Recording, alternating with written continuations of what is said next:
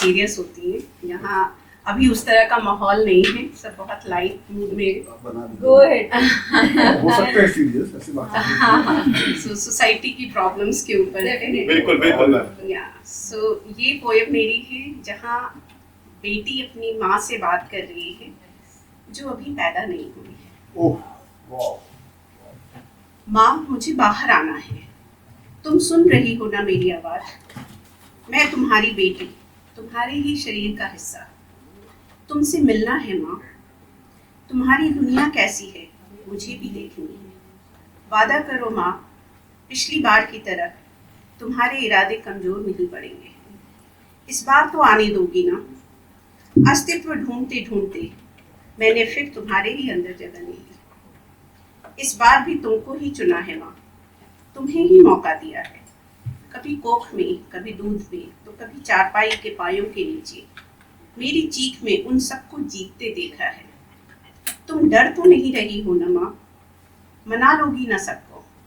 तुम आज मेरी ढाल बन जाओ, कल मैं तुम्हारी ताकत, तुम्हारा हथियार बनूंगी। माँ, तुम मुझे प्यार तो करती हो ना? कहीं तुम भी इनकी तरह पत्थर दिल तो नहीं? माँ, तुम सुन रही हो ना मुझे? बाहर आना है माँ, आने दोगी ना?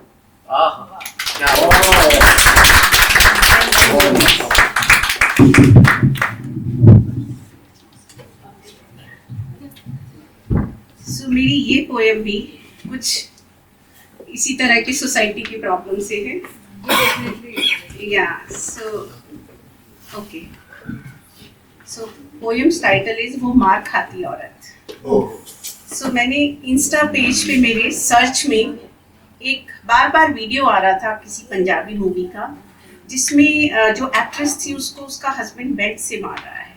सो बहुत बार मैंने उसको आगे कर दिया, बट वो बार मेरे सर्च में था, तो मैंने एक बार उसको मैंने सोचा इसको देख लूँ, तभी शायद ये इसके बाद नहीं आएगा। तो जब मैंने देखा तो रिपीटेडली मैंने उसको देखा और मैं साइलेंट पे था फ़ोन, और मैं ये फील कर रही थी कि वो कितना पेन है।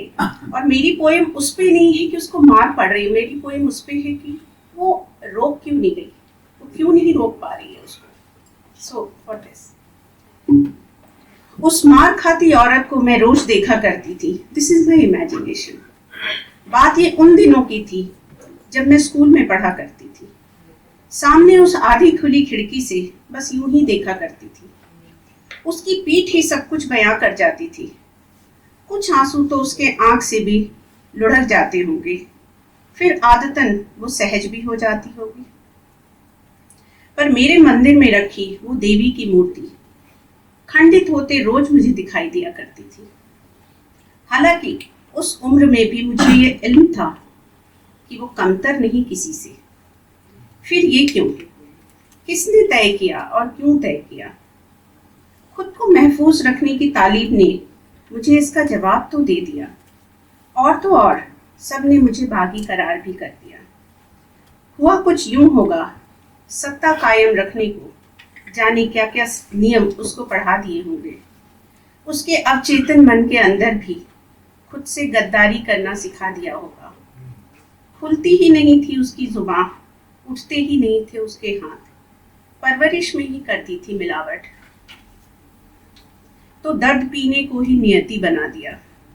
अफसोस इस उम्र कैद की मियाद अभी भी लंबी है। वो लड़ती है मुझसे जब मैं लड़ती हूँ उसके लिए। अब क्या समझाऊं उसको मैं, दम भरते हैं जो अपने होने का, अपने कहाँ पर आए।